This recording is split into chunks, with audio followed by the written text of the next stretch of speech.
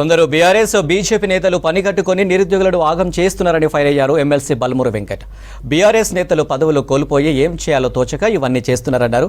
అసలు ఏ పరీక్ష ఎప్పుడు పెడతారో కేటీఆర్కు క్లారిటీ ఉందా అని ప్రశ్నించారు.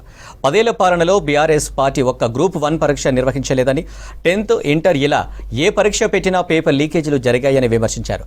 ప్రతి నిరుద్యోగి గురించి ప్రభుత్వం ఆలోచిస్తుందని చెప్పారు.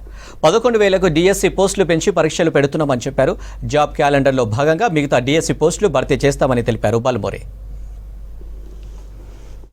ఈ ప్రభుత్వము ప్రజల పక్షాన, యువకుల పక్షాన, నిరుద్యోగుల పక్షాన వాళ్ళ సమస్యల్ని పరిష్కరించడానికి అనుక్షణము తప్పనిసరిగా మీకు అందుబాటులో ఉంటూ మీ సమస్యల్ని వింటూ పరిష్కరించగలిగిన సమస్యలు మనం ఏ ఆశయంతో గత ప్రభుత్వం ఏదైతే మన సమస్యలు ఉన్నాయని చెప్పుకున్నామని వెళ్ళినప్పుడు పట్టించుకోకుండా, కనీసం సమస్యల పైన చర్చించకుండా, సంబంధించిన వ్యక్తులు అందుబాటులో లేకపోతే కాంగ్రెస్ ప్రభుత్వం వస్తే మన సమస్యల్ని చెప్పుకోగలుగుతాము, మన సమస్యల్ని పరిష్కరించుకోగలుగుతాం అని చెప్పి మనము మీరు అందరూ కలిసి ఈ ప్రభుత్వాన్ని మనం ఏర్పాటు చేసుకున్నాం. జియో 46 కానీ, ఏదైతే 317 సంబంధించి కేబినెట్ సబ్ కమిటీ ఏర్పాటు కానీ, ఇప్పుడు ఏదైతే డిఎస్సికి సంబంధించి ముఖ్యంగా ఈరోజు ఏదైతే డిఎస్సి గ్రూప్ 2 అంశం ఏదైతే ఉందో, గతంలో ప్రభుత్వం ఉన్న రోజు, గత బీఆర్ఎస్ ప్రభుత్వం ఉన్నప్పుడు కూడా డిఎస్సి గ్రూప్ 2 దగ్గర ఉంటే గ్రూప్ 2ని వాయిదా వేయాలని చెప్పని ఆ రోజు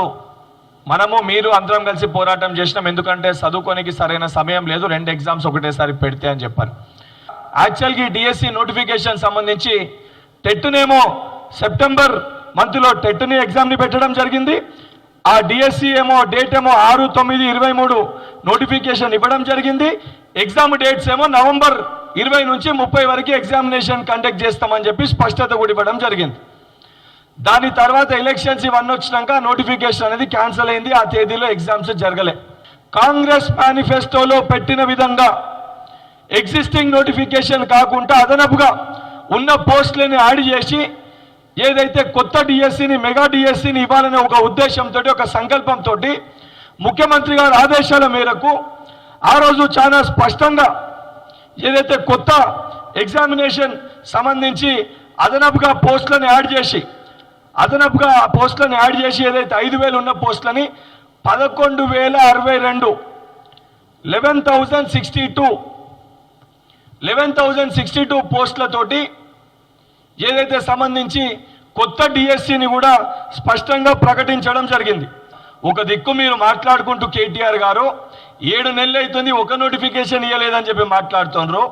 మరి మీ యొక్క ప్రెస్ మీట్లోనే ఇచ్చిన నోటిఫికేషన్స్ని పోస్ట్ పోన్ చేయమని చెప్పి మీరు చెప్తున్నారు.